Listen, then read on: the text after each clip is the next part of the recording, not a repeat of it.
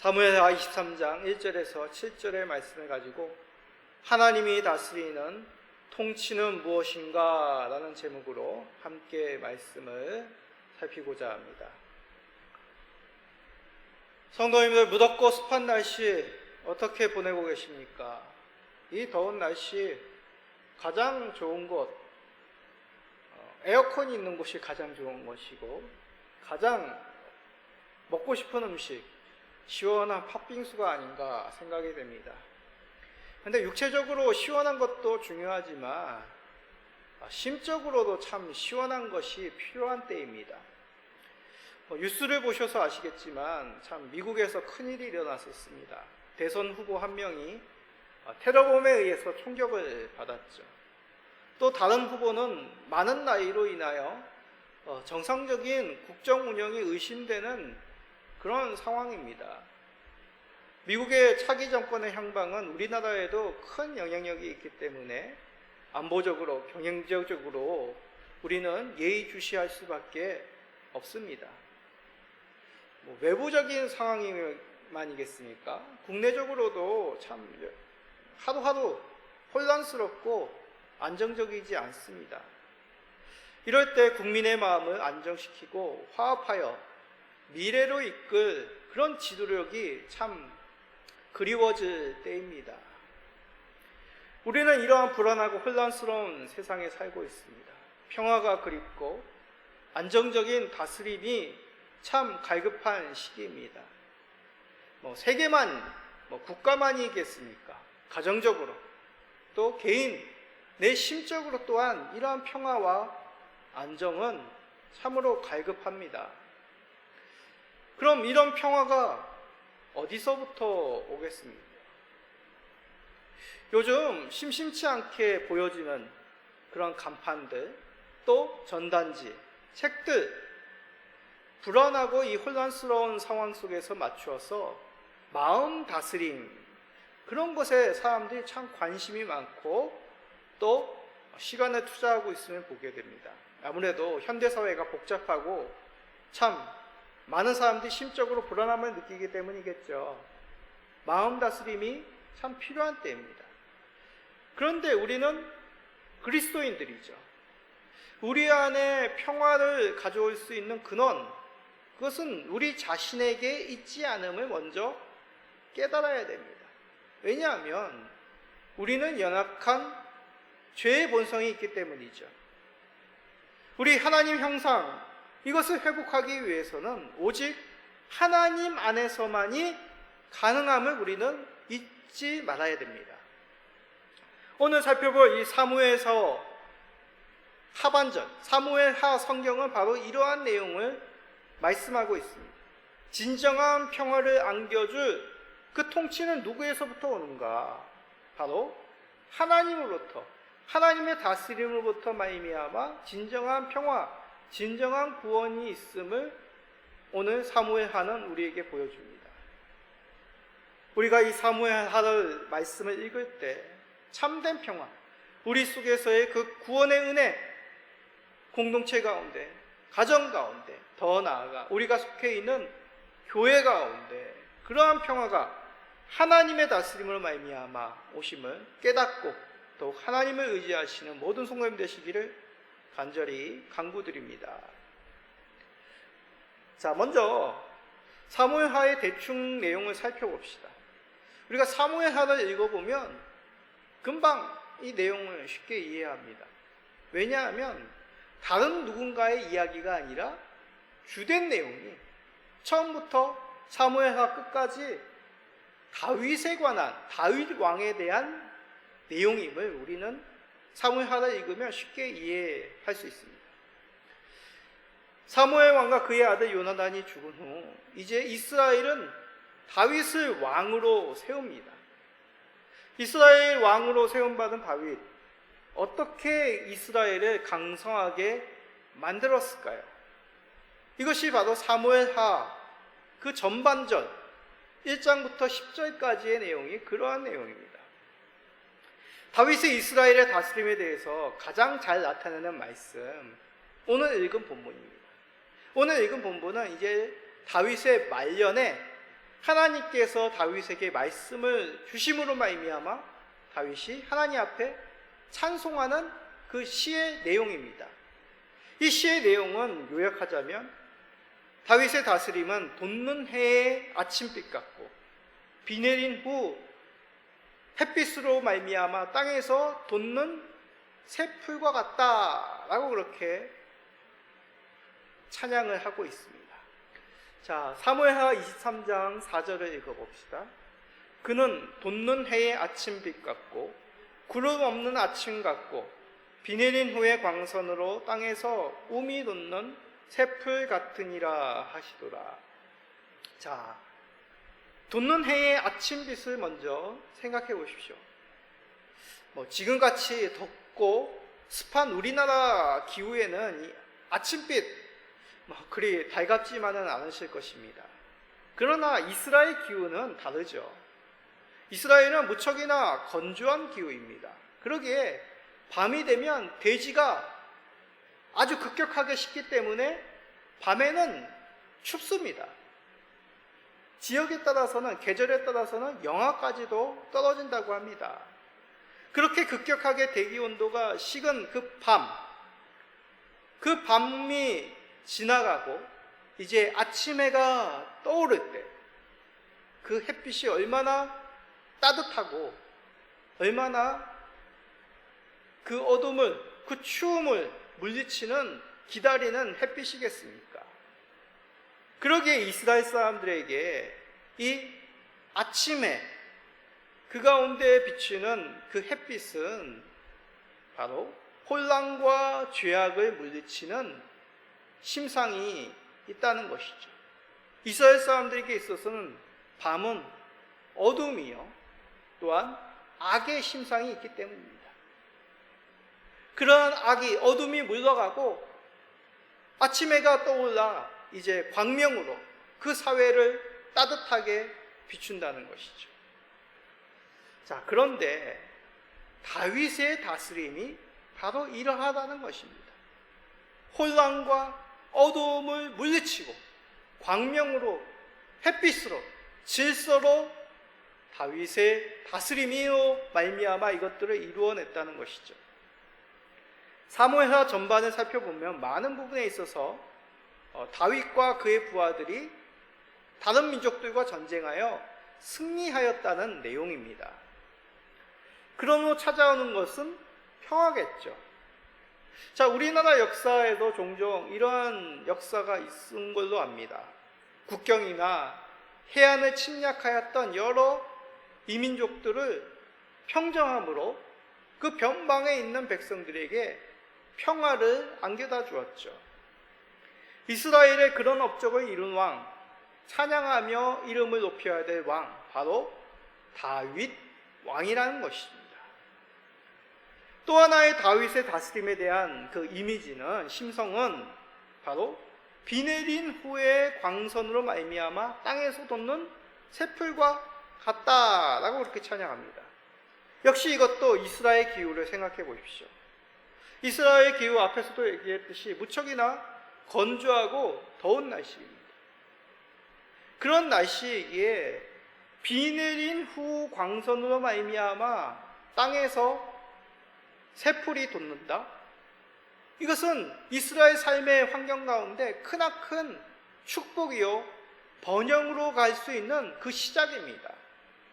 이 새풀로 말미암아 비 내린 후 비춰지는 햇빛으로 말미암아 돋아나는 그 새싹으로 말미암아 그들이 키우는 양을 먹일 수가 있고, 또한 그들이 뿌린 그 씨앗이 움이 돋아 자라게 되는 것이죠. 메말랐던 대지가 푸르른 새풀로 말미암아 덮여 있다고 생각해 보십시오. 농부들은 이른 아침 일어나 우리에서 양을 몰고 그 대지로 나아갈 것입니다. 그 따스한 햇빛이 비춰지는 푸르른 초원밭에서 양들이 한가롭게 풀을 뜯어 먹으므로 말미암아 이제 평화를 넘어 번영으로, 복으로 이들에게 임하게 되는 것이죠. 그러기에 비 내린 후의 햇살은 평화를 넘어 이제 번영으로, 축복으로, 풍성함으로 이끄는 다윗의 다스림을 상징하는, 압축하는 내용이 되겠습니다. 아무리 주변 민족과 전쟁에서 이겼더라도 지혜로운 다스림이 없으면 백성들에게 번영, 풍성함을 가져올 수가 없을 것입니다. 백성들이 평화와 번영을 누리도록 왕은 공의롭고 지혜롭게, 또 더 나아가 백성들의 어려운 삶들을 살핌으로 말미암아 그들의 삶이 좀 더 풍성해질 수 있도록 이끌어 나가는 것이 왕의 몫이었던 것이죠. 다윗은 그것을 아주 충실하게 이루어냈다는 것입니다. 그러면 다윗은 어떻게 이렇게 평화와 번영을 이끌 수가 있었던 것일까요? 다윗이 지혜롭기 때문에, 다윗의 능력이 많았기 때문일까요? 물론 다윗의 지혜로움과 다윗의 능력이 특출났을 것입니다. 그러나 우리는 다윗을 주목하기 전에 더 주목해야 될 분이 계시죠.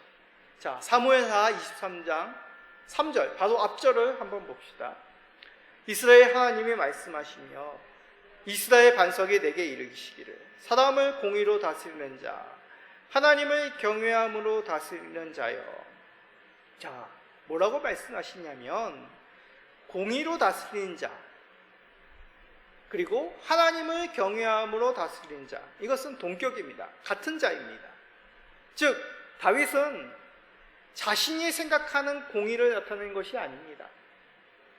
하나님을 경외함으로 공의를 사람들에게 나타냈던 것이죠. 다시 말해 자신보다도 하나님이 위에 계심을 다윗은 잊지 않았다는 것입니다. 그럴 때 백성들에게 이스라엘을 공의와 정의로 공평하게 다스릴 수 있었던 것입니다. 다윗은 자신을 왕되게 하신 분이 누구인지를 잊지 않았습니다. 왕의 권세를 주신 분, 하나님을 잊지 않았기에 하나님이 주신 권세를 공의롭게 베풀었던 것이죠. 그러기에 하나님을 경외하며 하나님의 다스림이 있는 곳, 그것은 바로 복된 곳이 됩니다. 하나님께서 우리를 다스린다는 것, 목사님 그건 복이 아닌 것 같은데요 라고 생각하실 수도 있겠습니다. 내 뜻대로, 내 마음대로, 그냥 내가 살고자 하는 대로 사는 것, 자유롭게 사는 것이 복된 삶이라고 생각하시는 분도 계실 것입니다. 그런데 생각해 보십시오. 다윗의 통치를 통해서 우리가 깨달을 수 있는 진리가 무엇이겠습니까? 이스라엘 왕국을 통하여 우리가 알 수 있는 교훈이 무엇이겠습니까? 우리가 사사기를 살펴보았지만 각자의 생각에 옳은 대로 살았던 시대가 과연 평화롭고 번영된 복된 시대였습니까? 아니면 하나님의 다스림으로 말미암아 그 공의를 온전히 베푼 이 다윗의 시대가 공의롭고 백성들이 번영을 누리는 시대라고 생각하십니까? 그렇습니다. 하나님의 다스림을 온전히 잊지 않았던 이 다윗의 시대, 하나님의 다스림과 같이 하나님의 공의로 백성들을 돌봤던 이 시대만이 하나님의 공평이 온전히 행하였던 시대입니다. 우리도 마찬가지입니다. 우리에게 평화와 번영이 있으시기를 소원하십니까? 그렇다면 다윗과 같이 하나님의 다스림을 인정하십시오. 하나님을 경외함으로 내 삶이 하나님의 것이라고 믿을 때 우리는 하나님이 주신 복을, 하나님이 보호하시는 그 보호를 받을 수가 있는 것입니다. 베드로전서 5장 7절을 읽어봅시다. 너희 염려를 다 주께 맡기라. 이는 그가 너희를 돌보시니라. 하나님께서 베드로 사도를 통하여 말씀하십니다. 너희 염려를 다 주께 맡겨라. 그러면 그가 너희를 돌보심을 알게 될 것이다. 우리의 짐을, 우리의 삶을 주께 맡길 때 우리는 하나님의 돌보시는 그 은혜, 복을 충만히 누릴 수 있게 됩니다. 다윗과 같이 하나님의 통치를 인정하심으로 하나님이 주시는 그 복, 그 번영을 충만히 누리시는 우리 모든 성도님 되시기를 간절히 기도드립니다. 자, 그러면 여기서 우리는 한 가지 질문을 해야 됩니다. 그러면 다윗의 시대는 100% 한때도 오차 없이 번영만, 은혜만이 있었습니까? 부족함은 없는 왕이었습니까? 이에 대한 대답은 반은 맞고 반은 틀리다는 것이죠. 다윗의 통치 기간에는 좋은 것만 있었던 것은 아닙니다.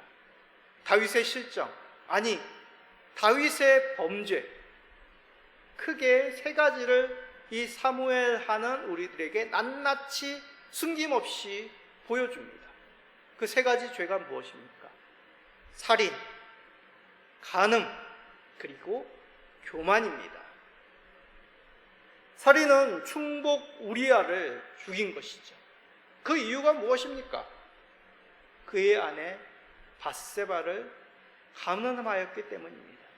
간음하여 임신시켰죠. 그 사실을 숨기기 위하여, 자신이 간음하였음을 숨기기 위하여 전쟁을 가장하여 충직한 부하 우리아를 그 가장 전쟁이 심한 그 전쟁터에 선두에 서도록 부하 요압에게 명하여 그를 죽입니다. 살인이죠. 이건 죄만이 있는 것이 아니었습니다.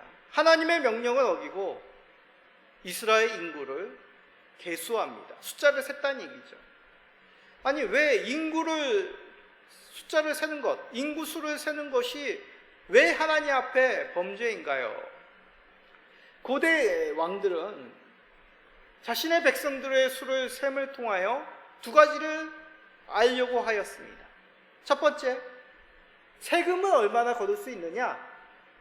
그렇죠. 인구가 얼마 되면 그 인구에 맞게끔 얼마의 세금을 거둘 수가 있는 것이죠. 두 번째는 이 나라를 지킬 군대가 얼마나 되느냐? 그것을 알기 위해서 고대의 왕들은 인구수를 센 것입니다. 한마디로 국력을 알기 위해 인구를 조사한 것입니다. 다윗의 이런 인구조사 명령에 대해서 그의 부하 군대 장관 요압은 이렇게 말합니다. 사무엘하 24장 3절입니다. 요압이 왕께 아뢰되 이 백성이 얼마든지 왕의 하나님 여호와께서 100배나 더하게 하사 내 주 왕의 눈으로 보게 하시기를 원하나이다. 그런데 내 주 왕은 어찌하여 이런 일을 기뻐하시나이까? 요압의 말은 무슨 말입니까? 하나님께서 얼마든지 이 나라를 크게 하실 것인데 왜 이런 명령을 내리십니까? 라는 것이죠. 그러니까 하지 말라는 얘기입니다. 무슨 뜻입니까? 하나님께서 아직 이 나라를 완성하신 것이 아닌데 왜 완성된 것처럼 숫자를 셉니까? 라는 그런 의미가 담겨져 있습니다. 그렇죠. 오늘 얼마나 있는지 세본다라는 것은 내일 그 수가 변하지 않는다는 의미가 담겨져 있습니다. 또 하나의 의미는 뭡니까? 지금 나에게 얼만큼 있느냐, 그것을 알기 위한 것이죠. 이 모든 것 한 단어로 압축할 수 있는데 그것은 바로 교만입니다. 하나님께서 지금 나에게 주신 숫자가 얼마냐, 내가 이만큼 가지고 있다 자랑하기 위함이고, 또 하나는 하나님께서 아직 정해주신 것도 아닌데 나는 그것이 끝난 것처럼 여기고 숫자를 센다는 것이죠. 이렇게 다윗은 하나님 앞에 교만의 죄를 행합니다. 자, 그러면 가장 필요한 질문, 왜 성경은 이 다윗의 범죄를 그것도 세 가지나 이렇게 숨김없이 낱낱이 기록하셨을까요? 그 이유, 하나님의 다스림을 한치라도 망각하게 되었을 때 어떠한 결과가 있는지를 여실히 보여주기 위해, 숨김없이 보여주기 위한다는 것이죠. 다윗이 완전한 하나님의 대리자였다라는 것이 이 사무엘하가 기록한 목적이 아닙니다. 하나님께서만이 통치자이신데 이를 거북하거나 이것을 잠시라도 망각하였을 때 하나님께서 이것에 대해서 어떻게 생각하시는지를 솔직히 숨김없이 보여주신다는 것이죠. 이것으로 말미암아 다윗의 집은 전쟁이 끊이지 않습니다. 그 유명한 아들 압살롬의 반역이 일어나고 또 여러 반역자가 끊임없이 다윗을 대적합니다. 또한 간음하여 밧세바가 임신하였다고 하였죠. 그 임신한 아들 하나님의 징계로 죽습니다. 인구를 세어본 그 사건은 어떤 징계를 받습니까? 백성들이 전염병을 자그만치 7만 명이나 죽습니다. 이렇듯 이스라엘 왕은 하나님이 주신 권세를 잘못 사용하면 하나님께서 어김없이 그를 징계하셨다는 얘기죠.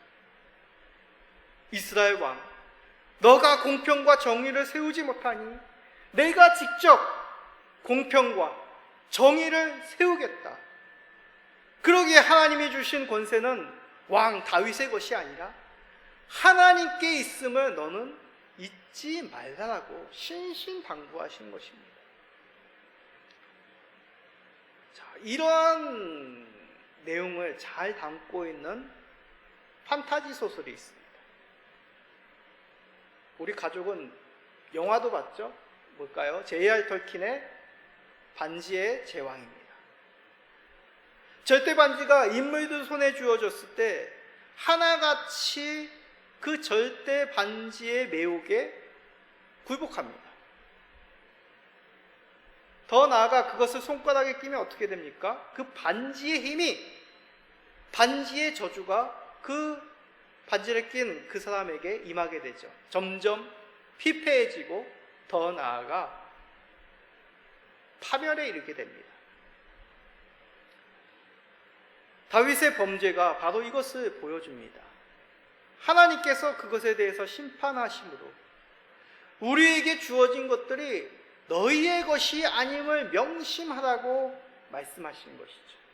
그러기에 우리는 기도해야 됩니다. 우리에게 주어진 것들에 대해서 하나님 말씀의 가르침으로 올바르게 사용할 수 있도록 우리는 매일매일 우리의 연약함을 고백하며 주의 도우심을 구해야 됩니다.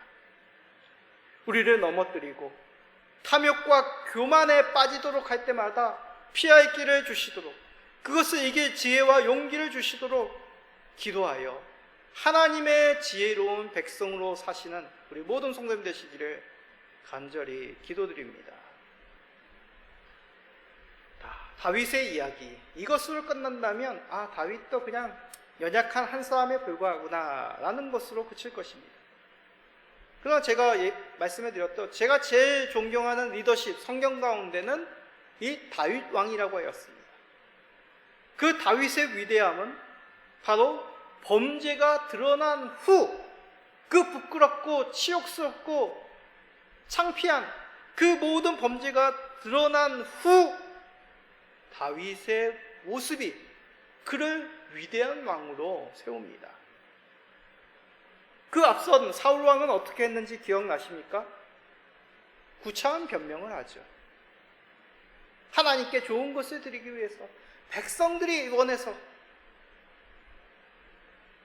사울 왕은 하나님께 감동을 받기보다 자기의 능력으로, 자신의 것으로 사람들에게 자신의 능력, 자신의 감동을 주기로 작정했던 사람입니다.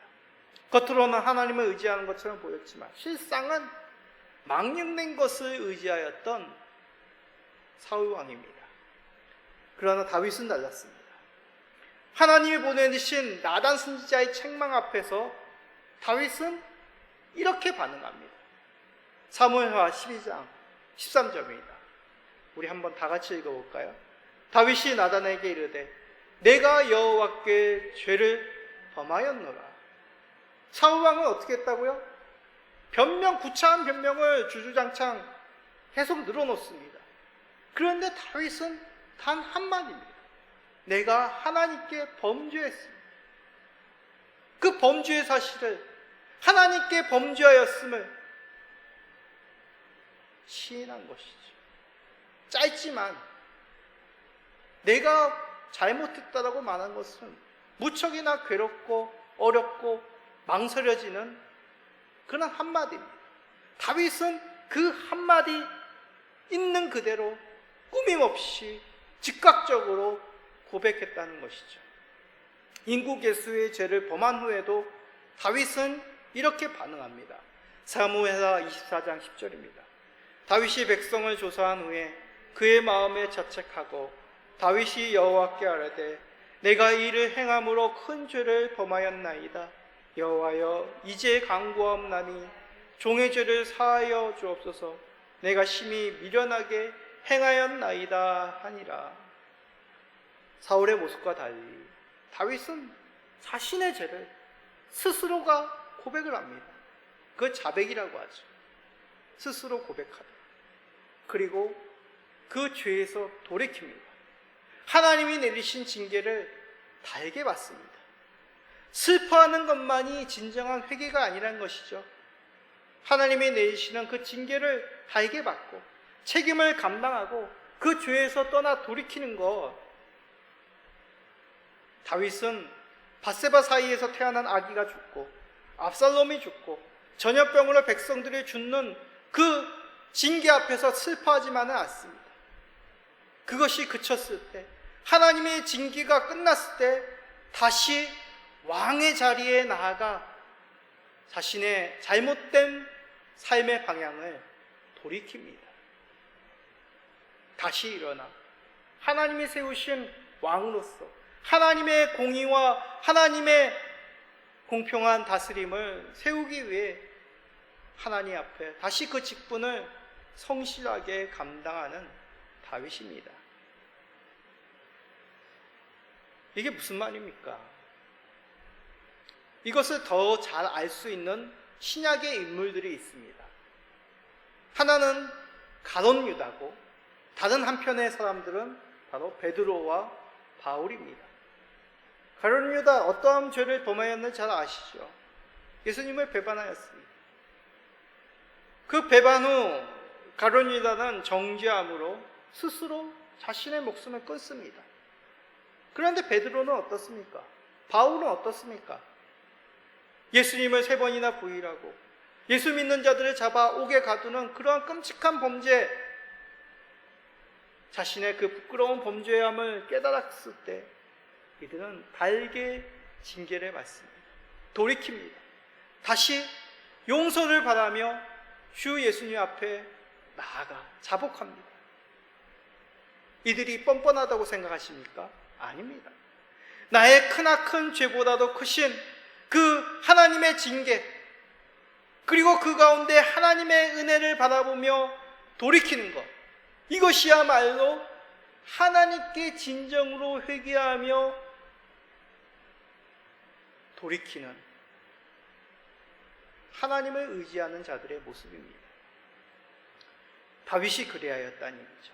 다윗은 신실하시고 자비로우신 하나님을 믿었습니다.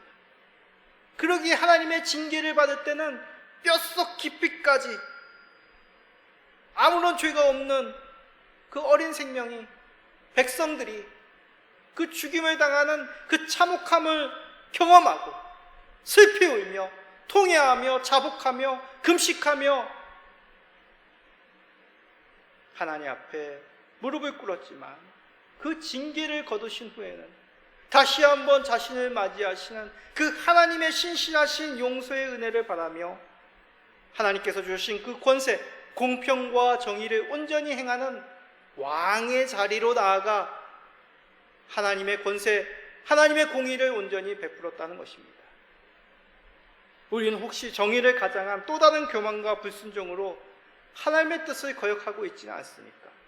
알량한 자존심을 내세우며 나는 오로지 나만 용서할 수 있다, 그런 교만함으로 혹시 하나님께 징계와 용서를 받는 것, 그것을 바라고 나아가는 것을 주저하고 있지는 않습니까?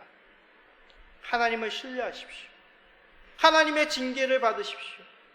그리고 하나님의 용서를 구하며 다시 한번 하나님의 원하시는 그 하나님의 공의로우심을 삶 가운데 세우십시오. 이와 같이 다윗은 하나님의 복되심을, 하나님만의 통치자로 인정함을, 그를 신뢰하며 겸손히 그의 징계와 용서를 바라는 자리로 나아가는 하나님의 왕으로서 그 통치를 감당합니다. 그리하여 말년에 하나님이 주신 이 찬송의 시로 하나님의 공의로 다스리는 왕은 아침의 빛이요 비 내린 후에 돋는 새풀과 같다고 찬송하고 있는 것이죠. 그러면 우리에게 비춰준 그 다윗의 통치, 아침의 빛, 비 내린 후에 돋는 새풀과 같은 분은 누구실까요? 자, 좀 길지만 마지막으로 이 말씀을 읽음으로 말씀을 맺겠습니다. 요한계시록 22장 16, 17절입니다. 나 예수는 교회들을 위하여 내 사자를 보내어 이것들을 너희에게 증언하게 하였노라. 나는 다윗의 뿌리요 자손이니 곧 광명한 새벽별이라 하시더라. 성령과 신부가 말씀하시기를 오라 하시는도다. 듣는 자도 오라 할 것이요 목마른 자도 올 것이요 또 원하는 자는 값없이 생명수를 받으라 하시더라. 그렇습니다.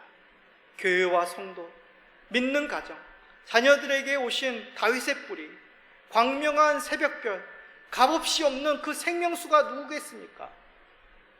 바로 예수 그리스도시죠. 예수 그리스도는 우리에게 비춰준 다윗의 통치요 아침의 빛이요 비 내린 후에 돋는 새풀이십니다.